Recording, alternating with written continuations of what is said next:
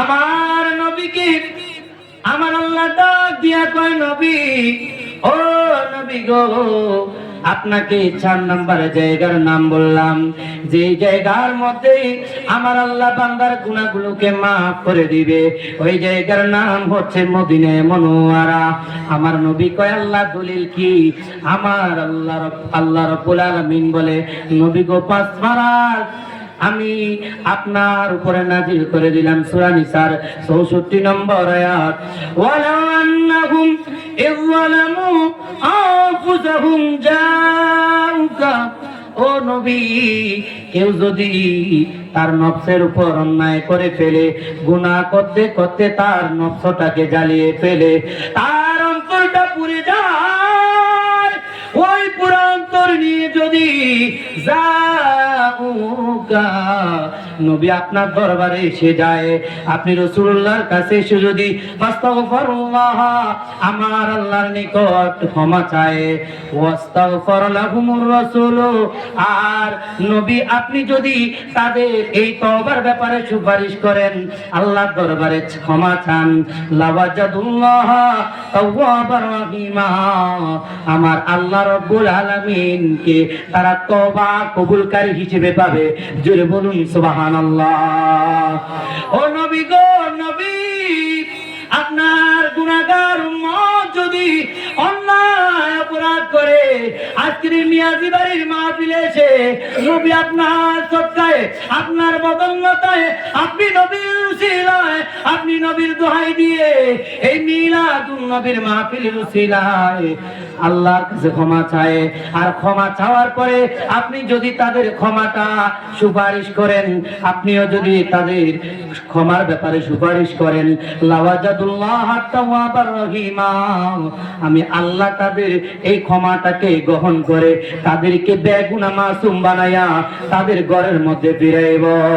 সুবহানাল্লাহ, জোরে বলুন সুবহানাল্লাহ।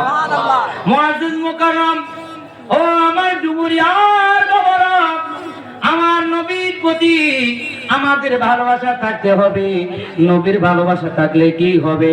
নবীর উম্মতদেরকে আমার আল্লাহ কত শান ও মান দিয়েছে, কত মহব্বত করে ভালোবেসে আমাদেরকে ফজিলত দিয়েছে, যেই জায়গায় অন্যান্য নবী রাসূলরা দরখাস্ত করে আখির জামানার নবী হক নবীর উম্মত হওয়ার জন্য, ওই জায়গায় আমাদেরকে বিনা দরখাস্তে ওই নবীর গুনাহগার উম্মত আল্লাহ বানিয়েছে।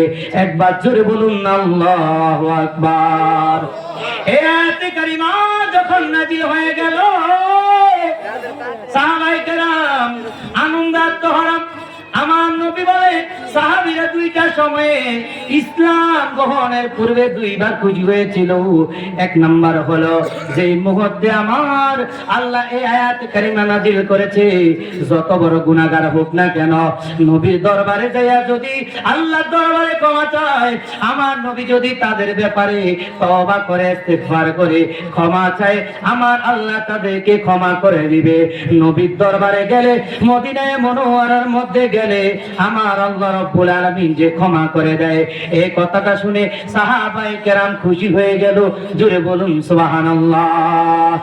2 নম্বরে আমার নবী বলছে, যে ব্যক্তি আমি নবীকে ভালোবাসবে, আনতা মান হাবাবতা, যে ব্যক্তি যাকে ভালোবাসবে তার সাথে তার হাসর নসর হবে। যারা মিলাদুন নবীকে ভালোবেসে নবীর মাহফিল সাজাইলো, তাদের হাসর নসর হবে আমার নবীর সাথে। জোরে বলুন সুবহানাল্লাহ। আমার নবী রহমাতুল লিল আলামিন বলে তারা খুশি হয়েছিল ওই মুহূর্তে। আর আমার নবী রহমাতুল লিল আলামিন এই আয়াতে কারিমা যখন নাজিল হয়েছে নবীর উপর, সাহাবায়ে কেরাম খুশি হয়ে গেল, আবেগ আপ্লুত হয়ে দূর থেকে ছুটাছুটি করে আসা শুরু করলো। যেই মুহূর্তে আসা শুরু করলো, একজন বেদুইন সাহাবী এসে বলে, আমার নবী রহমাতুল লিল আলামিনের ইন্তেকাল হয়ে যাওয়ার 3 দিন পরে ওই সাহাবীকে আয়াত শরীফটা পড়লো। পড়ার পরে দৌড়াইয়া আমার নবীর দরবারে আসলো।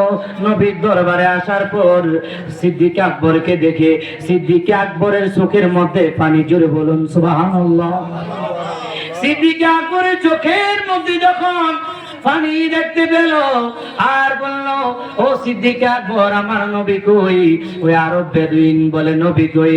সিদ্দিক আকবর চোখের পানি ছেড়ে অজর দ্বারায় কান্নাকাটি করে আর বলে, আল্লাহ, আমি এই নবীর সাহাবীকে কি জবাব দিব? আমার বলার মতো সাধ্য নাই। যাও তুমি ছেড়ে খোদা মাওলা আলীর কাছে চলে যাও। যেই মাত্র মাওলা আলীর কাছে চলে গেল, মাওলা আলীর কাছে চলে যাওয়ার পর মাওলা আলী বলে, আলীকে বলল, ও নবীর সাহাবী মাওলা আলী, আমার নবীর ঠিকানা একটু দাও, আমার নবী কোথায়? তখন আমার নবীর ব্যাপারে তখন মাওলা আলী বলতেছে, আমি কিভাবে বলবো? মাওলা আলীর চোখের পানি জরা শুরু হয়ে গেল আর ওই সাহাবীকে বলে, লা তারফাউ আসওয়াতাকুম ফাওকা সাউতিন নবী, খবরদার হাউমাউ করে কান্নাকাটি করবা না, আওয়াজ দিবা না, জোরে সোরে কথা বলবা না। ওই যে রওজার মধ্যে আমার নবী রহমাতুল লিল আলামিন সাহিত্য আছে, আর তুমি পাগলা তো দেখতেছে। জোরে বলুন সুবহানাল্লাহ। যদি তুমি আওয়াজ উঁচু করে দাও, হাউমাউ করে নবীর বিরহ বেদনায় কান্নাকাটি করো, আনতাহবাতা আমালুকুম ওয়া আনতুম লা তাশুরুন, তোমাদের আমলগুলো বরবাদ হয়ে যাবে।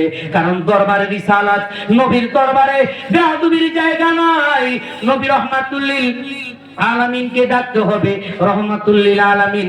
ইয়া রাসূলুল্লাহ বলে, আমার নবীকে রাখাল বলেও ডাকা যাবে না, আমার নবীকে স্টাফ বলে ডাকা যাবে না, আমার নবীকে বদিল্লা বলেও ডাকা যাবে না, আমার নবীকে চাকর বলেও ডাকা যাবে না, আমার নবীকে গরিব বলেও ডাকা যাবে না।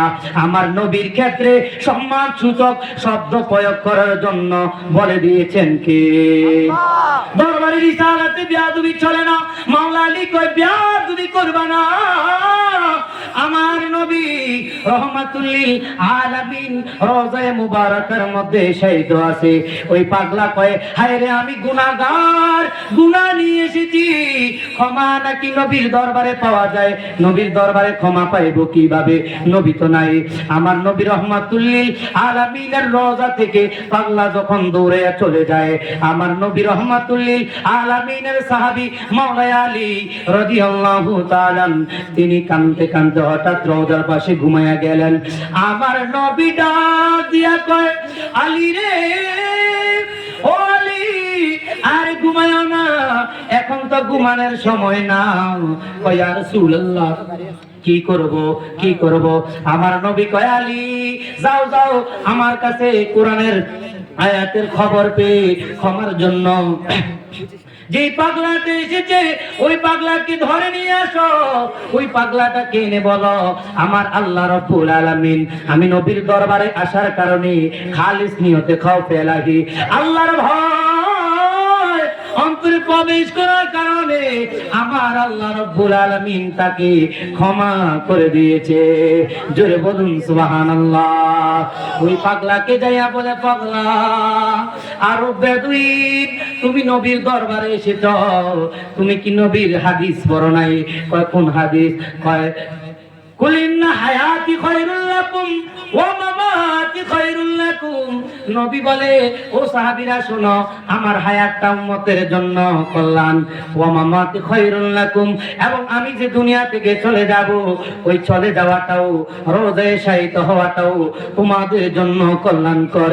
কারণ যেই ব্যক্তি মুমিন মুত্তাকি রাসূলের মহব্বত অন্তরে রাখবে, তুরাদু আলাইয়া আমালিকুম, তোমাদের আমলগুলো আমি নবীর দপ্তরে পেশ করা হবে, আমি নবীর রওজা থেকে তোমাদের আমলগুলো দেখতে পারবো, এই মিয়াজি বাড়ির মাহফিল দেখতে পারবো, শানে রিসালাতের আয়োজন যারা করতেছে আমি রাসূল তাদেরকে দেখি, দুরূদ সালামের মজলিস যারা করে, নেক আমলের মজলিস যারা করে, আমার নবী সব আমল দেখে।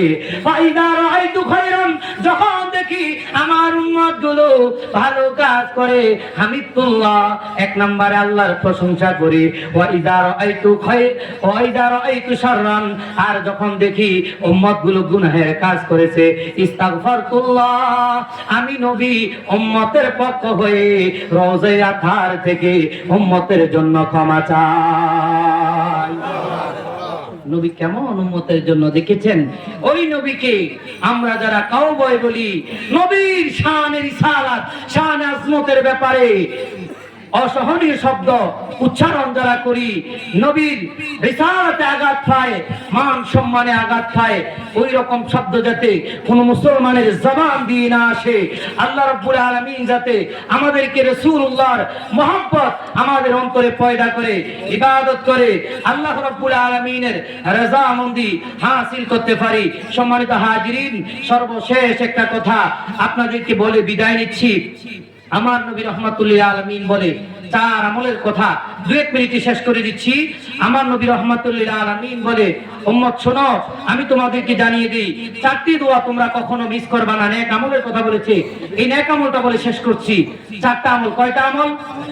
1 নাম্বার, নামাজে দাঁড়ান কি দাঁড়ান না? এই যে এখন এশার নামাজ পড়বো, যখন সূরা ফাতিহা পড়বে, বুখারীর হাদিস, সূরা ফাতিহা পড়ার পর ইমাম যখন ওয়ালাদ-দাল্লিন পড়বে, পড়ার পর জোরে নয়, আস্তে যখন আমিন বলবে, আস্তে আমিন যে উম্মতটা বলবে, তখন ক্বালু আল মালাইকাতু আমিন, আসমানের ফেরেশতারা আমিন বলে।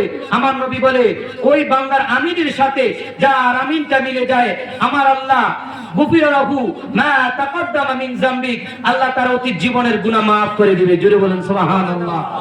তারপরে 2 নাম্বার, আমার নবী বলে, রুকু হতে ওঠার সময় যখন উঠার সামি আল্লাহু লিমান হামিদা, এটা পড়ার পর যখন রব্বানা লাকাল হামদ পড়বে, আমার নবী বলে, মুসলিম শরীফের হাদিস, যে ব্যক্তি রব্বানা লাকাল হামদ, হে আল্লাহ আপনার প্রশংসাই তো আমি করছি, এটা যেই ব্যক্তি রব্বানা লাকাল হামদ আল্লাহর প্রশংসা রুকু থেকে উঠে করবে, মুসলিম শরীফের হাদিস, আমার নবী বলে, গুফিরা লাহু মা তাকদ্দামা মিন যামবিক, আমার আল্লাহ তার অতীত জীবনের গুনাহ maaf করে দিবে।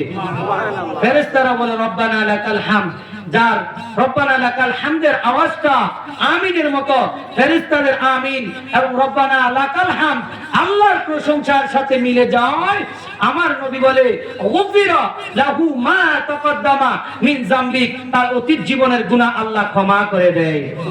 2 নম্বর আমল। 3 নম্বর আমল, হামদান কাসীরান তাইয়িবান মুবারাকান ফি।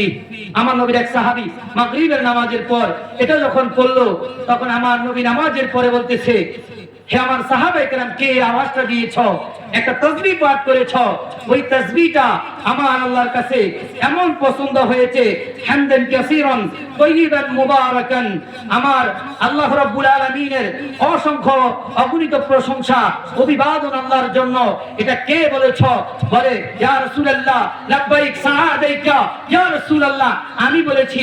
আমার নবী বলে, তোমার অতীত জীবনের সমস্ত গুনাহগুলো maaf করে তোমার দরজাকে, মর্যাদাকে 30 জন ফেরেশতা নিযুক্ত করেছে তোমার আমলনামায় নেক লেখার জন্য। জোরে বলুন সুবহানাল্লাহ। ফেরেশতারা প্রতিযোগিতা করে কে তোমার এই আমলটা লিখবে। তারপর সর্বশেষ হচ্ছে 2 সিজদার মাঝখানে যখন